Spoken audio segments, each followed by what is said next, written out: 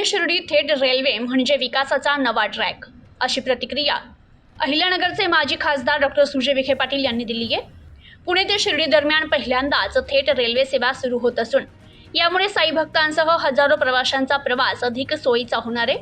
केंद्रीय रेल्वे मंत्री अश्विनी वैष्णव यांच्यासह मुख्यमंत्री देवेंद्र फडणवीस आणि केंद्रीय राज्यमंत्री मुरलीधर मोहोळ यांच्या उपस्थितीत या नव्या रेल्वे सेवेचं उद्घाटन संपन्न झालं।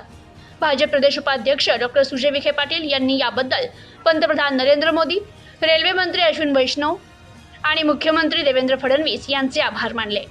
ते म्हणाले, शिर्डी हे देशातील प्रमुख धार्मिक तीर्थक्षेत्रापैकी एक आहे।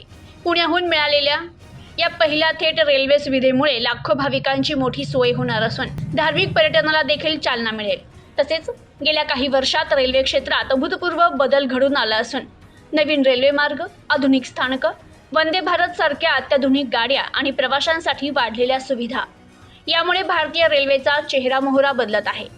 पुणे शिर्डी सारख्या महत्त्वाच्या मार्गावर थेट रेल्वे सेवा उपलब्ध करून देण्यामागे केंद्र सरकारची विकासाभिमुख भूमिका आहे, असंही त्यांनी नमूद केलंय।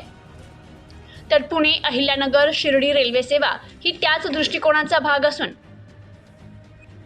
यामुळे भाविक, विद्यार्थी, रुग्ण आणि व्यावसायिक यांना मोठा याचा फायदा होणार आहे। रेल्वे नेटवर्कच्या विस्तारामुळे पर्यटन, व्यापार आणि स्थानिक अर्थव्यवस्थेलाही चालना मिळत असून विकसित भारताच्या दिशेनं हे एक महत्त्वाचं पाऊल असल्याचंही सुजय विखे पाटील यांनी म्हटलंय।